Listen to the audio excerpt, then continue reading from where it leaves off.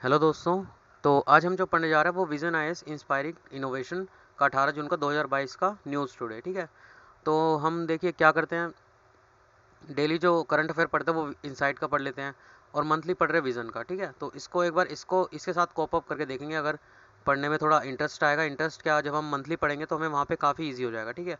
अगर टाइम मिलेगा तो इनसाइट भी देख लेंगे, पर इसको भी साथ साथ आप कोशिश करेंगे कि लेके हम साथ में ही चलें। तो इसके अंतर्गत देखिए पहली न्यूज़ क्या है इसके अंदर। तो हाल ही में जो WTO है, वर्ल्ड ट्रेड ऑर्गेनाइजेशन, उसमें भारत की जो सब्सिडी और वैक्सीन पेटेंट छूट है उस पर ऐतिहासिक समझौते करवाने में भारत क्या रहा, सफल रहा। ठीक है। तो इसके WTO के बारे में देख ले। ये क्या है, एक मात्र वैश्विक अंतर्राष्ट्रीय संगठन है।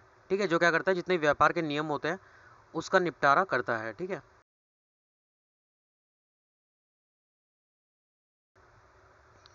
अगर इसके अंतर्गत EU के मेंबर, अगर हम यूरोपियन यूनियन के मेंबर को शामिल कर ले तो इसके सदस्यों की संख्या कितनी है, 164 है।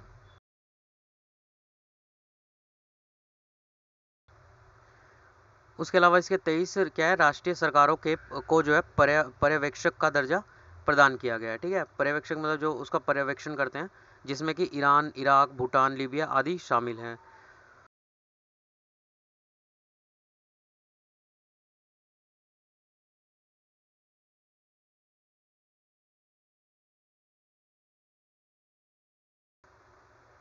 इसके अंतर्गत जो WTO है उसमें जो है सभी सदस्यों के प्रतिनिधि क्या होते हैं, शामिल होते हैं। ठीक है। प्रत्येक 2 साल में जो है इस सम्मेलन की बैठक आयोजित किया जाना जरूरी है, हर 2 साल में होती है। उसके अलावा मंत्री स्तरीय सम्मेलन किसी भी बहुपक्षीय व्यापार समझौते के तहत सभी मामलों पर निर्णय ले सकता है। ठीक है। 12वें मंत्री स्तरीय सम्मेलन के निष्कर्ष को अगर हम देखें तो सबसे पहले क्या निकला इसका एजेंडा, तो फिशरीज जो है, मत्स्यिकी। ठीक है। इसके अंतर्गत क्या निष्कर्ष निकला, तो जो भी जो गैर कानूनी, गैर सूचित, गैर विनियमन, मतलब जिस पे रेगुलेट नहीं कर सकते हम, उसके तरीके से मत्स्य गतिविधियों पर निगरानी रखी जाएगी। ठीक है। इसमें मतलब भारत के पास जैसे चाइना है उसके ऊपर ज़्यादा विशेषकर निगरानी रखी जाएगी। उसके अलावा जो अ, अन्य अनन्य आर्थिक क्षेत्र होता है। ठीक है।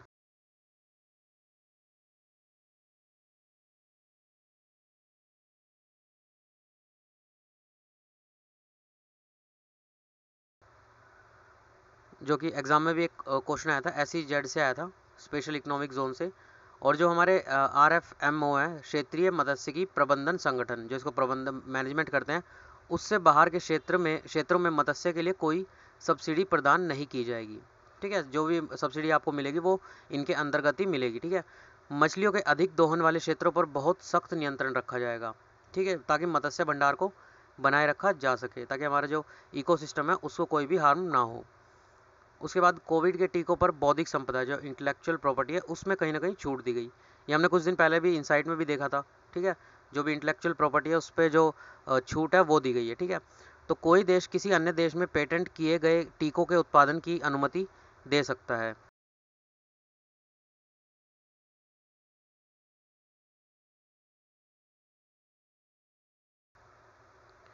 इसके लिए कोई भी सहमति की आवश्यकता नहीं होगी, है ना।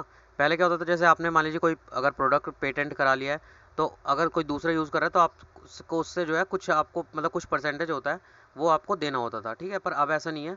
मतलब कोविड के लिए कहा गया है ये कि कोई भी उसका उत्पादन कर सकता है। साथ ही ऐसे टीकों के निर्यात की कोई सीमा नहीं होगी। जितने भी आप प्रोडक्ट प्रोड्यूस करिए और आगे जो है दूसरे देशों में भी दे सकते हैं। ठीक है। निदान उपचार पर निर्णय 6 महीने में लिया जाएगा। भविष्य में महामारी से निपटने के लिए तेजी से प्रभावी कदम उठाए जाएंगे। साथ ही महामारियों के समय व्यापार अवरोधों को भी कम किया जाएगा। ठीक है। इसके बाद विश्व जो WTO है उसमें सुधार किया गया। तो इसमें जो एक विवाद निपटान निकाय है उसको पुनर्जीवित किया जाएगा।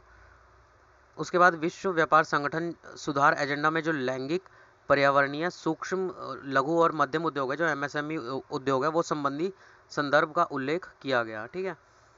उसके बाद E-कॉमर्स शुल्क पर रोक। तो इसके अंतर्गत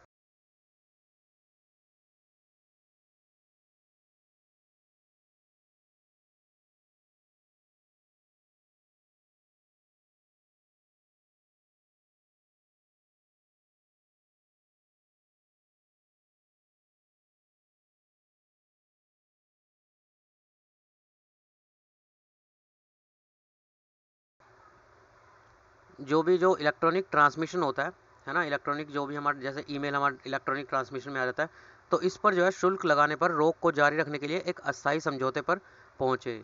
ठीक है, ये समझौता कब होगा?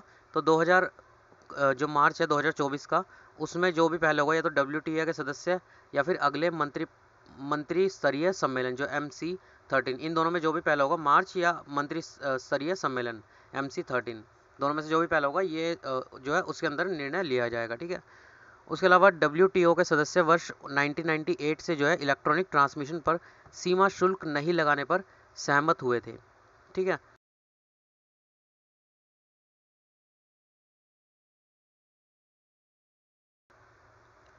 और उसके बाद से जो है इसको समय समय पर इस चीज़ को बढ़ाया गया। ठीक है, कि कोई भी सीमा शुल्क नहीं लगेगा। पर अभी जैसा आप देख ही रहे हैं कि कितना मतलब इंटरनेट का इतना प्रसार हो चुका है कि अब जो है मार्च 2024 या फिर मंत्री स्तरीय सम्मेलन MC13 के में दोनों में से जो भी पहले होगा उसमें से एक इस पर जो है वो निर्णय पास किया जाएगा कि इस पर जो है शुल्क लगाया जाए। ठीक है, उसके बाद विकासशील देशों को हो रही राजस्व की जो हानि है उसके आधार पर भारत इस रोक को जारी रखने का विरोध कर रहा है।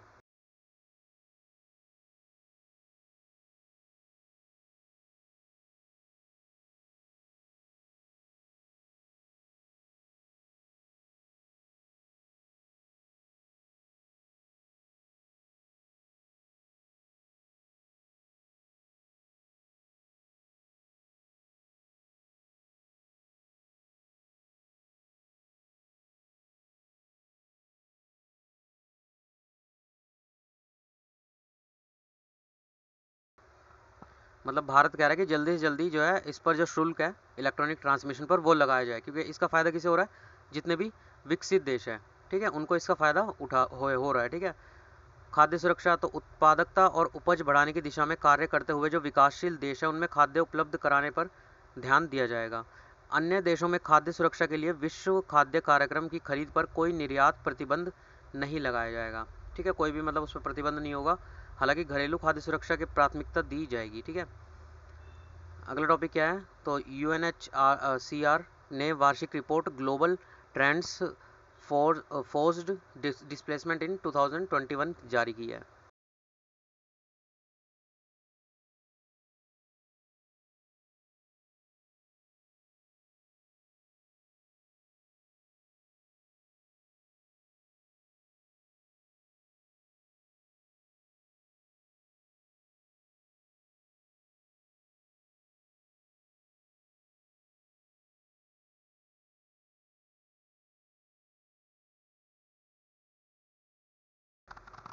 तो सबसे पहले ये देख लेते हैं UNHCR है क्या? संयुक्त राष्ट्र जो भी शरणार्थी उच्चायुक्त है। ठीक है, उनके लिए यह एक वैश्विक संगठन है। यह शरणार्थियों, जबरन विस्थापित जो समुदाय हो गए, राज्य विहीन लोग हो गए, उनका जीवन बचाने, उनके अधिकारों की रक्षा करने, उनके लिए बेहतर भविष्य के निर्माण के लिए समर्पित है। इसका गठन 1950 में जो द्वितीय विश्व युद्ध था उसके बाद की परिस्थितियों में हुआ था। ठीक है, यह रिपोर्ट निम्नलिखित से जुड़े प्रमुख सांख्यिकी रुझान और उनकी हालिया संख्या बताती है। तो सबसे पहले कितने शरणार्थी हैं, शरण की मांग करने वाले कितने लोग हैं, आंतरिक रूप से विस्थापित कितने हुए, विश्व भर में राज्य विहीन व्यक्ति जो अपने मूल देश या मूल क्षेत्र में लौट आए हैं उनकी संख्या जो वापस आके बस गए हैं। तो इसके मुख्य निष्कर्ष क्या है? तो 2021 के अंत तक जो भी युद्ध, हिंसा, उत्पीड़न, मानवाधिकार, इसके हनन से विस्थापित होने वालों की संख्या कितनी है? 8.93 करोड़ थी। ठीक है, यह संख्या एक वर्ष पहले की तुलना में जो है दुगनी हो गई, 8% अधिक हो गई। ठीक है, मतलब 2020 की बात बता, 20 से 21 में इसमें 8% का इंक्रीमेंट हो गया। ठीक है, वर्ष 2021 में जलवायु परिवर्तन और आपदाओं के कारण भारत में लगभग 50 लाख लोग जो है आंतरिक रूप से विस्थापित हुए थे। ठीक है, 2021 की बात हो रही है ये। अपने ही देश के भीतर विस्थापित हुए लोगों को आंतरिक रूप से विस्थापित कहा जाता है, मतलब एक ही जगह से दूसरी जगह जो चले गए एक ही देश के अंदर। 2021 में आपदाओं की वजह से सबसे बड़ा विस्थापन चीन में हुआ था, 60 लाख लोग। ठीक है, हमारे यहाँ पे 50 लाख, चाइना में 60 लाख लोग। उसके बाद व्यक्तिगत शरण के लिए विश्व में सर्वाधिक आवेदन अमेरिका को प्राप्त हुए। ठीक है, जो मतलब शरण में एक देश से दूसरे देश में जो है वो सबसे ज़्यादा अमेरिका को प्राप्त हुए। जर्मनी दूसरे स्थान पर था। सभी शरणार्थियों में से 69% केवल 5 देशों से आए थे। ये निम्नलिखित थे। कौन से थे? कौन से देश से मतलब सबसे ज़्यादा लोग आए, विस्थापित हुए? तो सीरिया, अरब गणराज्य, उसके बाद 68 लाख वेनेजुएला से, 40 लाख अफगानिस्तान से, 27 लाख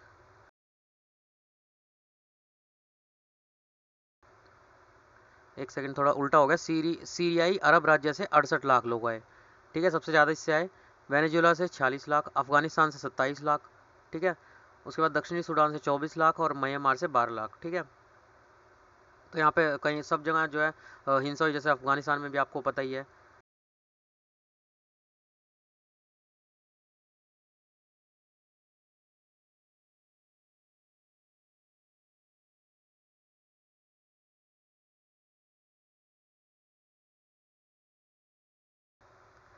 म्यांमार में भी जैसे तख्ता पलट हो गया था, सैन्य ने कर दिया था, है ना।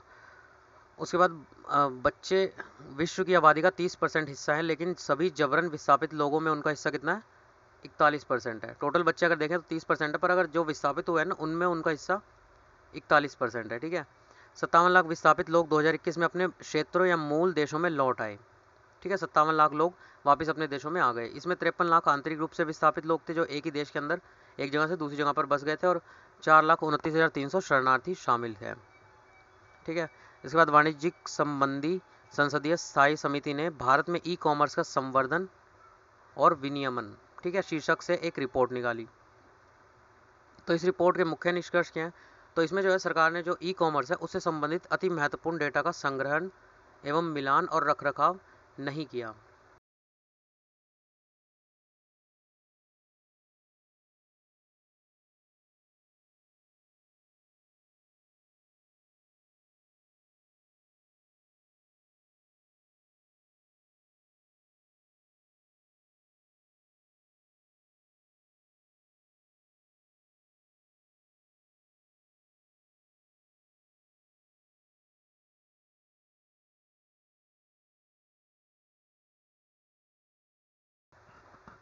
यहाँ पे मतलब सरकार की कमियां बताई जा रही है। तो सबसे पहले क्या है, ई कॉमर्स से संबंधित जो भी महत्वपूर्ण डेटा था उसका ना तो संग्रहण हुआ, ना मिलान हुआ, ना रख रखाव हुआ, ठीक है।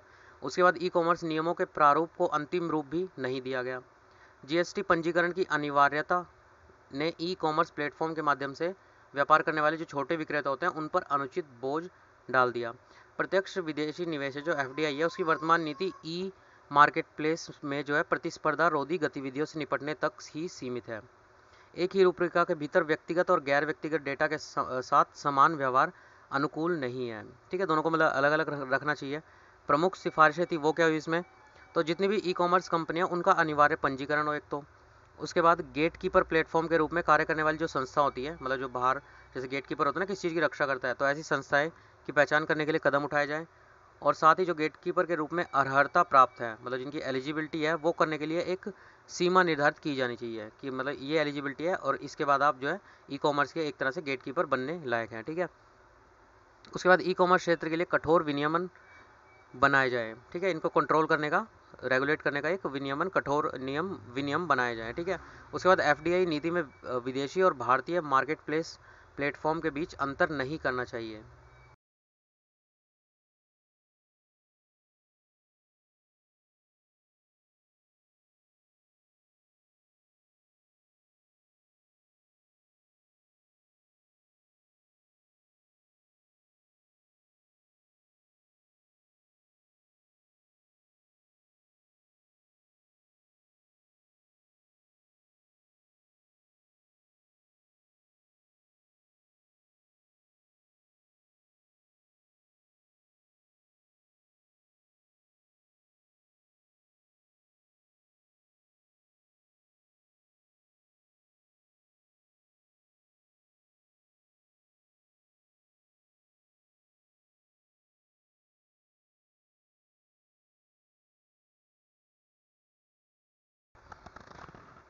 उसके बाद जो है जो भारतीय प्रतिस्पर्धा आयोग है, ठीक है, उसके भीतर एक डिजिटल बाजार प्रभाग स्थापित किया जाना चाहिए। इससे क्या होगा, डिजिटल बाजारों में नियमों को लागू करने, मौजूदा अंतराल जो उनमें होता है उनको समाप्त करने में मदद मिलेगी, ठीक है। ई कॉमर्स प्लेटफॉर्म पर उत्पन्न जो भी डेटा होगा उसके उपयोग और उसे साझा करने के संबंध में स्पष्ट जो गाइडलाइंस होती है वो तैयार किए जाने चाहिए।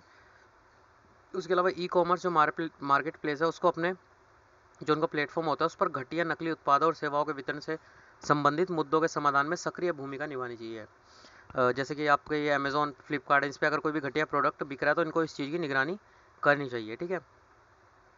1.5 करोड़ रुपए की टर्नओवर सीमा के अधीन वस्तु और जीएसटी जो होता है वो संरचना योजना का ऑनलाइन विक्रेताओं पर तक विस्तार किया जाना चाहिए।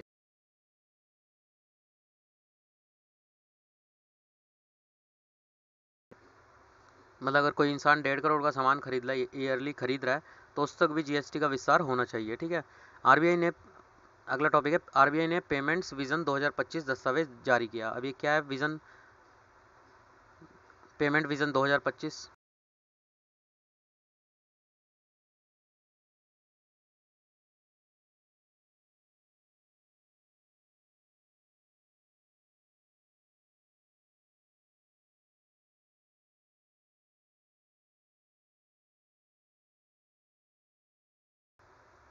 तो ये क्या है, जो हमारा 1921 में दस्तावेज आया था उसी पे आधारित है, उसका अपडेटेड वर्जन है।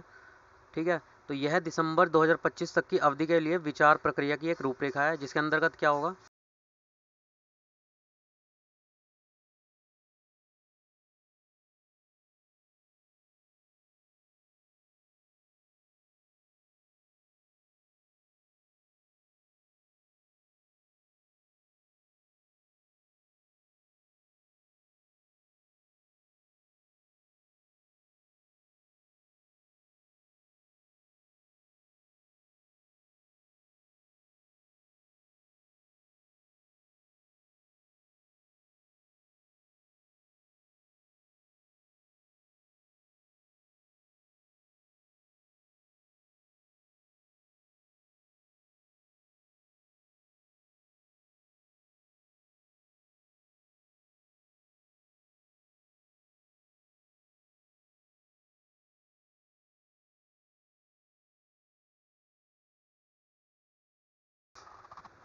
तो इसके अंतर्गत जो 2025 है वो भारत के प्रयासों का लाभ उठाने के साथ साथ सीमा पार जो भुगतान है उसको बढ़ाने हेतु G20 के लक्ष्य पर भी आधारित होगा।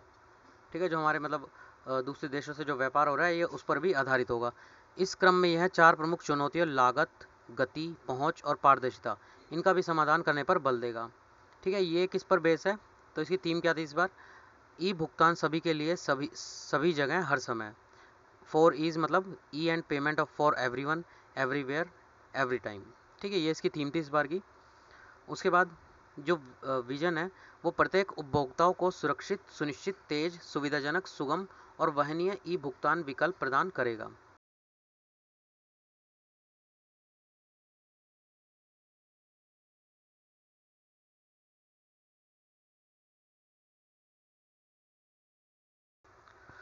उसके साथ साथ इसका लक्ष्य क्या होगा, तो अखंडता, समावेशन, नवाचार, संस्थानीकरण, अंतर्राष्ट्रीयकरण, ये सब करना। उपयुक्त 5 लक्ष्यों के तहत जो प्रस्तावित विभिन्न पहल है उससे निम्नलिखित परिणाम प्राप्त किए जाने की अपेक्षा, इन पांचों से निम्नलिखित परिणाम प्राप्त होने की वो है, आशा है। ठीक है। तो देखते हैं क्या क्या परिणाम है। सबसे पहला क्या है, चेक आधारित जो भुगतान है उसकी मात्रा कुल खुदरा भुगतानों के 0.25% से कम होनी चाहिए।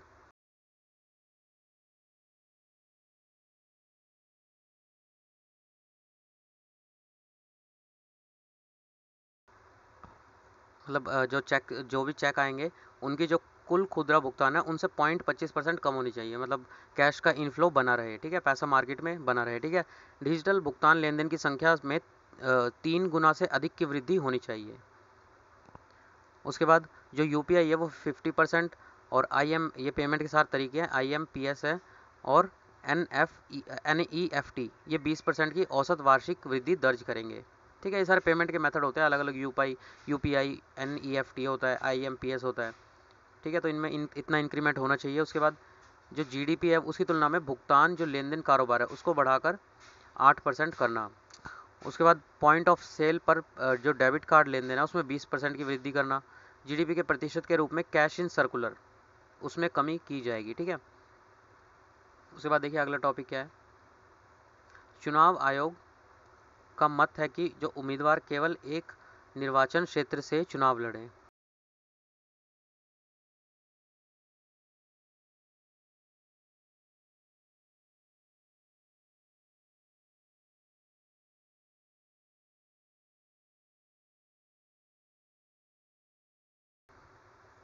तो हाल ही में क्या हुआ, जो मुख्य चुनाव आयुक्त है उसने उम्मीदवारों के एक से अधिक निर्वाचन क्षेत्रों से चुनाव लड़ने पर रोक लगाने के लिए जो लोक प्रतिनिधित्व अधिनियम 1951 था उसमें संशोधन के लिए फिर से प्रयास शुरू किए। ठीक है, तो इसके अंतर्गत जो आयोग है उसके अनुसार एक निर्वाचन क्षेत्र को रखने और दूसरे को रिक्त करने के बाद उपचुनाव के बाध्य करने वाले, मान लीजिए एक यहाँ से चुनाव लड़ा, दो जगह से आपने चुनाव लड़ लिया, ठीक है, पर आप ज्वाइन तो एक ही करेंगे, तो वहाँ पे ये सीट खाली रह जाती है। ठीक है, तो उस पर जो है भारी जुर्माना लगाने के एक विकल्प पर विचार किया जाना चाहिए। ठीक है, जो ये अधिनियम है उसकी धारा 33(7) के अनुसार एक उम्मीदवार अधिकतम 2 निर्वाचन क्षेत्रों से चुनाव लड़ सकता है, 2 से ज़्यादा नहीं लड़ सकता। ठीक है, 1996 तक 2 से अधिक निर्वाचन क्षेत्रों में चुनाव लड़ने की अनुमति दी गई थी, 1996 तक। ठीक है, बाद में इस अधिनियम में जो है संशोधन पर केवल 2 निर्वाचन क्षेत्रों की सीमा निर्धारित कर दी गई थी। ठीक है, मौजूदा प्रावधानों से जुड़ी चिंताएं क्या है, तो इसके अंतर्गत जो ये अधिनियम है उसमें विसंगतियां, जैसे कि जो आरपीए की धारा 70 है वो उम्मीदवारों को लोकसभा और राज्य विधानसभा में जो है 2 निर्वाचन क्षेत्रों का प्रतिनिधित्व करने से रोकती है। ठीक है,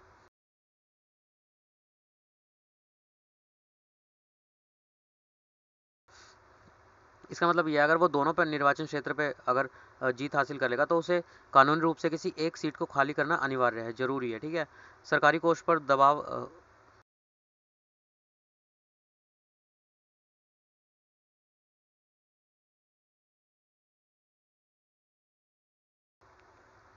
तो इससे जो दूसरे निर्वाचन क्षेत्र है जहाँ सीट खाली की गई है, आम चुनाव के तुरंत बाद उपचुनाव प्रक्रिया स्वतः शुरू हो जाती है। ठीक है, मान लीजिए आप राज्यसभा में भी है, लोकसभा में भी है, और दोनों जगह आपने एक एक सीट ले ली, तो आपको एटलीस्ट मतलब एंड में एक ही सीट चुननी होगी। ठीक है, तो उसमें एक सीट पे जो आपका वो है वो वैकेंट वैकेंट हो जाएगी, तो उससे नुकसान होगा। ठीक है, मतदाता पर नकारात्मक प्रभाव, मतलब हमने किसी को चुना है और वो सीट खाली करके चला गया, तो हम पे क्या इफेक्ट होगा उसका, दोबारा मतदान मतदाताओं में थकान का कारण बनता है, इससे वे चुनावी प्रक्रिया में रुचि खो देते, बोर हो जाते। ठीक है, दिनेश गोस्वामी समिति की रिपोर्ट 1990 और चुनाव सुधार पर विधि आयोग की 170वीं रिपोर्ट में भी एक उम्मीदवार को एक ही निर्वाचन क्षेत्र से चुनाव लड़ने तक सीमित करने की सिफारिश की गई थी।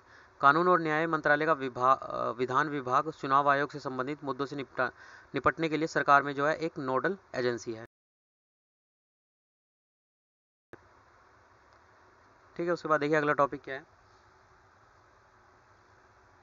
तमिलनाडु के जो मुख्यमंत्री हैं उन्होंने प्रधानमंत्री को पत्र लिखकर जो अंतर्राज्यीय परिषद है उसकी बैठक में 3 बार आयोजित करने का आग्रह किया, मतलब वर्ष में जो है 3 बार उस बैठक को किया जाए, जो अंतर्राज्यीय परिषद है, आईएससी है जो। ठीक है, तो इसके अंतर्गत देखते हैं क्या टॉपिक है।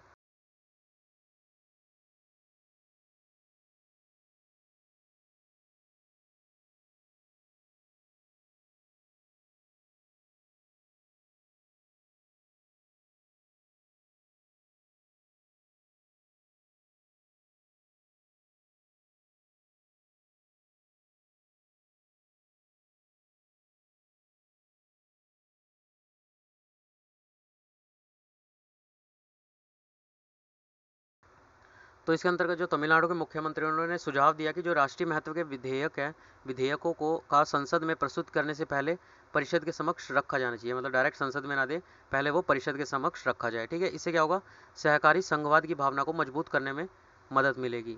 ठीक है, आईएससी के बारे में देख लेते हैं क्या है ये।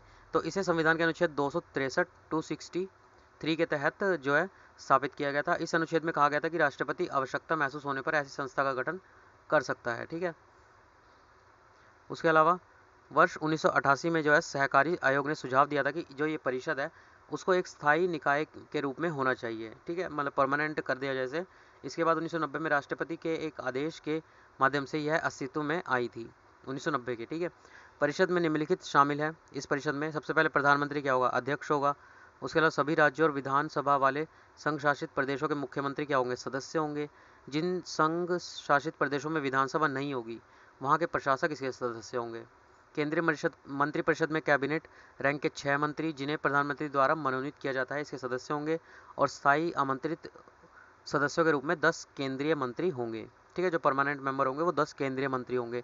अंतर्राज्यीय परिषद के कार्य, तो इसके अंतर्गत जो राज्यों के बीच विवाद है उसकी जांच करना, उन्हें सलाह देना, उन विषयों की जांच करना और उन पर चर्चा करना जिनमें 2 राज्य और राज्यों एवं संघ के जो साझे हित है वो शामिल हों। ठीक है, उसके बाद नीति और कार्रवाई के बीच बेहतर समन्वय के लिए सिफारिशें करना।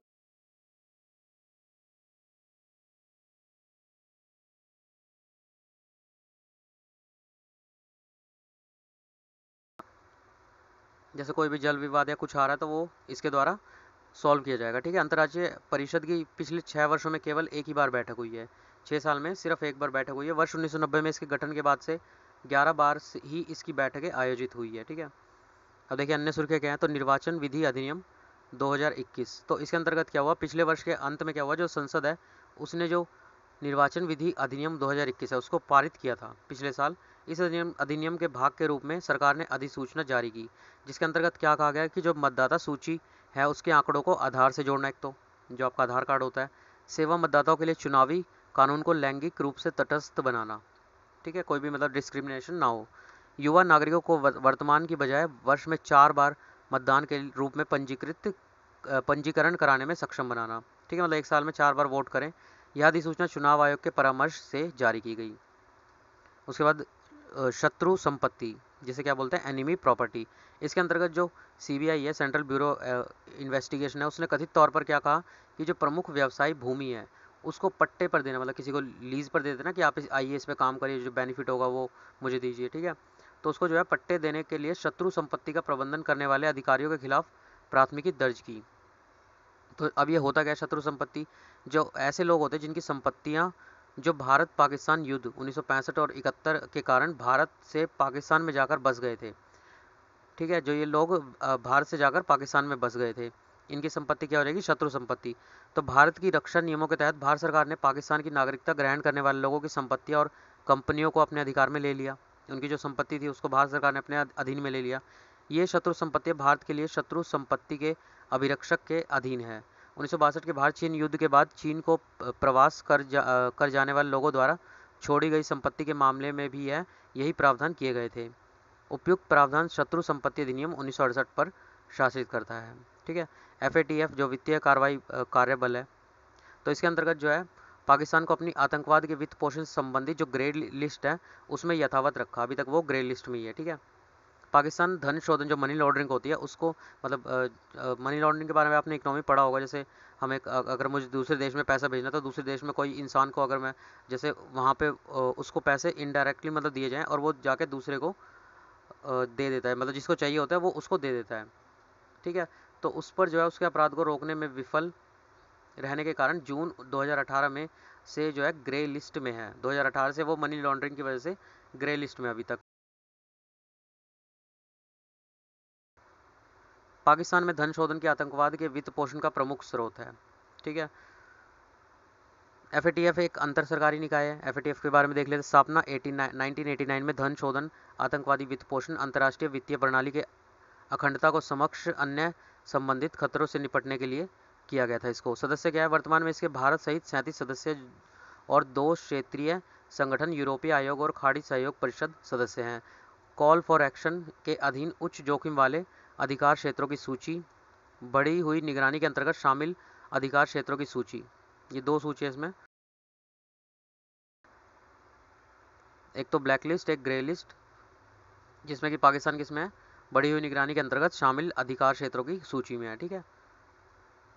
उसके बाद देखिए WTO ने विश्व मानसिक स्वास्थ्य रिपोर्ट जारी की है। इस रिपोर्ट के मुख्य निष्कर्ष क्या हैं, 2019 में लगभग 1 अरब लोग, जिनमें से 14% जो है किशोर थे, वे किसी न किसी रूप से मानसिक स्वास्थ्य से संबंधित विकार के साथ जीवन व्यतीत कर रहे थे, ठीक है, मेंटली, मतलब वो जो है 1 अरब लोग 2019 में। वैश्विक स्तर पर मनोविकृति के 71% रोगियों को उपचार प्राप्त नहीं होता, मतलब इन 1 अरब में से 71% को कोई उपचार नहीं मिला। उसके अलावा व्यापक मानसिक स्वास्थ्य कार्य योजना 2013 से 30 की दिशा में प्रगति स्लो है, ठीक है।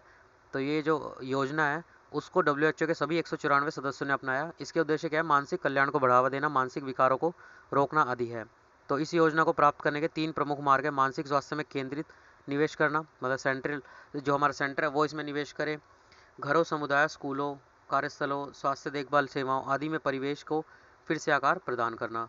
मानसिक स्वास्थ्य देखभाल में विविधता लाकर इसकी गुणवत्ता में वृद्धि करना।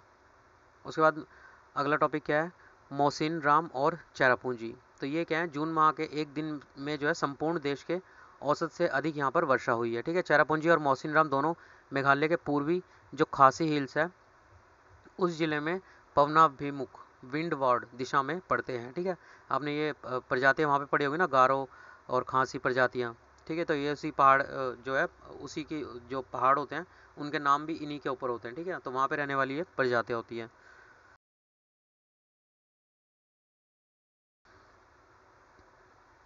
यहाँ जो है दक्षिण पश्चिम मानसून की बंगाल की खाड़ी शाखा के माध्यम से अत्यधिक वर्षा होती है, क्योंकि यह स्थान इन पवनों के मार्ग में स्थित है, ठीक है। ये स्थल 3 तरफ से पहाड़ियों से घिरे हुए हैं, इसलिए बंगाल की खाड़ी से आने वाली जो दक्षिण पश्चिम मानसून पवनें हैं इन पहाड़ियों द्वारा अवरुद्ध हो जाती है। यही कारण है यहाँ भारी वर्षा होती है। मतलब हाइट ज़्यादा है पहाड़, तो बादल जब उठते हैं तो वो यहाँ पे रोक लिए जाते हैं, जिसकी वजह से यहाँ पे भारी बारिश होती है, ठीक है। भारतीय प्रेस परिषद, तो इसमें जो सुप्रीम कोर्ट के जो सेवानिवृत्त न्यायाधीश है रंजना प्रकाश देसाई पीसीआई जो है, उनकी प्रथम महिला अध्यक्ष बन गई हैं इसकी, ठीक है, भारतीय प्रेस परिषद की।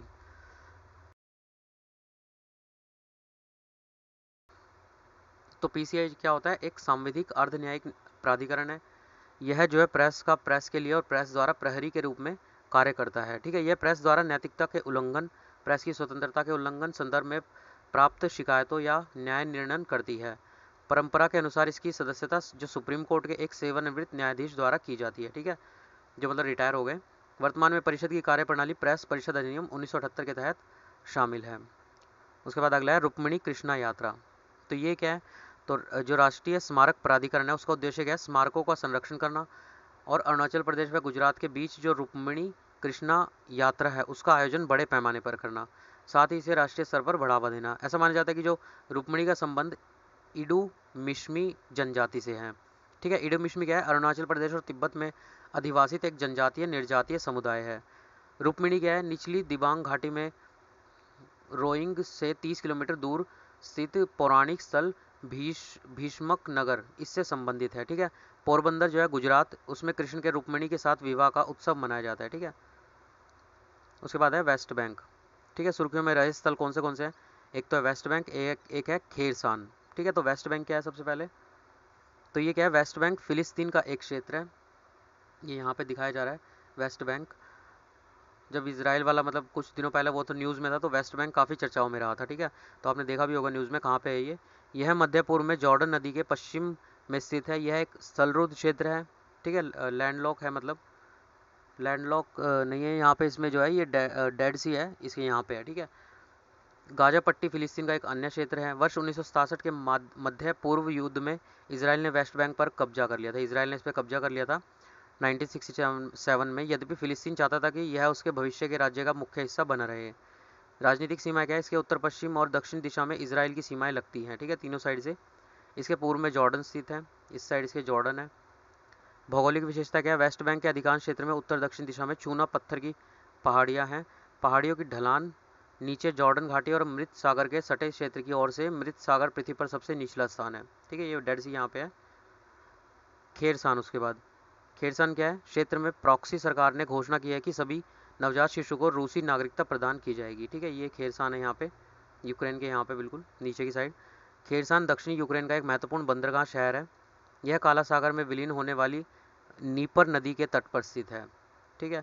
काला सागर रूस के लिए अत्यधिक भू सामरिक महत्व रखता है। यह यूक्रेन और रूस के मध्य चल रहे युद्ध के दौरान रूसी सेना के अधीन आने वाला पहला प्रमुख शहरी केंद्र है, ठीक है। तो बस अभी के लिए फ़िलहाल तो इतना ही। उसके बाद देखते हैं, अब मंथली मैगजीन को भी कवर करने की कोशिश करेंगे अब, क्योंकि अभी नेक्स्ट मंथ की तो अभी आई नहीं, अभी अप्रैल की अभी स्टार्ट ही हुई है ढंग से, ठीक है। तो उसको थोड़ा करेंगे, कोशिश करेंगे अब कंप्लीट करने का। तब तक वीडियो पसंद आता है तो लाइक सब्सक्राइब कर सकते हैं। And have a good day.